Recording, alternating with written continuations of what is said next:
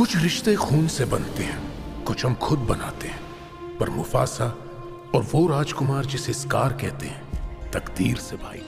ইতিমধ্যে বলিউডে অভিষেক হয়েছে শাহরুখ কন্যা সুহানা খানের। পুত্র আরিয়ানেরও প্রস্তুতি চলছে। পরিচালক হিসাবে আত্মপ্রকাশ করবেন তিনি। তবে মাত্র 11 বছর বয়সেই সিনেমার জগতে অভিষেক হচ্ছে শাহরুখের কনিষ্ঠ পুত্র আবরাম খানের। সে একা নয়, বরং পরিবারকে সঙ্গে নিয়ে রূপালী দুনিয়ায় পা রাখবে সে। साथ मिलकर लड़ना होगा। लड़ेंगे तो मरेंगे। अरे जानवरों, पंछी की जान लोगे क्या? 2019 সালে দ্য লায়ন কিং ছবিতে কণ্ঠ দিয়েছিলেন শাহরুখ খান, সঙ্গে ছিলেন জ্যেষ্ঠ পুত্র আরিয়ান। এবার আসছে ওই ছবির দ্বিতীয় পর্ব, মুফাসা দ্য লায়ন কিং। ছবির হিন্দি সংস্করণে বাবা ও দাদার সঙ্গে শোনা যাবে আবরামের কণ্ঠ। ইতিমধ্যেই এই ছবির ট্রেলার প্রকাশ হয়েছে। সেখানে আবরামের সঙ্গে শোনা গিয়েছে শাহরুখ ও আরিয়ানের কণ্ঠ।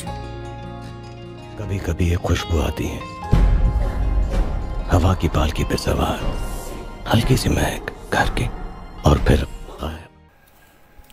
ডিজনির তরফে প্রচার ঝলকটি প্রকাশ্যে এনে লেখা হয়, একজনই হবে জঙ্গলের রাজা। 2019 সালে যখন ছবিটি মুক্তি পায়, সেই সময় প্রায় 150 কোটি টাকা আয় করে এই ছবি। প্রায় 5 বছরের ব্যবধানে এবার আসতে চলেছে এই ছবির দ্বিতীয় পর্ব। সেখানে আরিয়ান শাহরুখের সঙ্গে বিশেষ চমক হিসাবে থাকছে আবরাম। দুই ছেলে ও বাবার জমাটি রসায়নে অপেক্ষায় তাদের অনুরাগীরা। ইতিমধ্যে সমাজ মাধ্যমের পাতায় শুভেচ্ছা বার্তার বন্যা খান পরিবারের জন্য। मुफासा, मुझे हमेशा से एक भाई चाहिए था एक भाई, चाहिए था एक भाई। का साथ हो, घर वही है।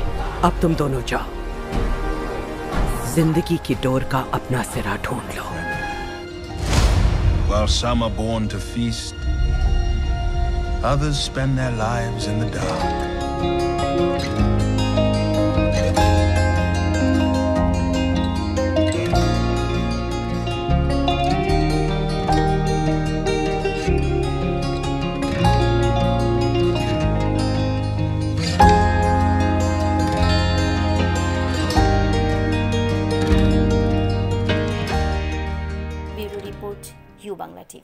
আমাদের সম্প্রচারিত খবর যদি আপনাদের ভালো লেগে থাকে তাহলে সাবস্ক্রাইব করতে ভুলবেন না।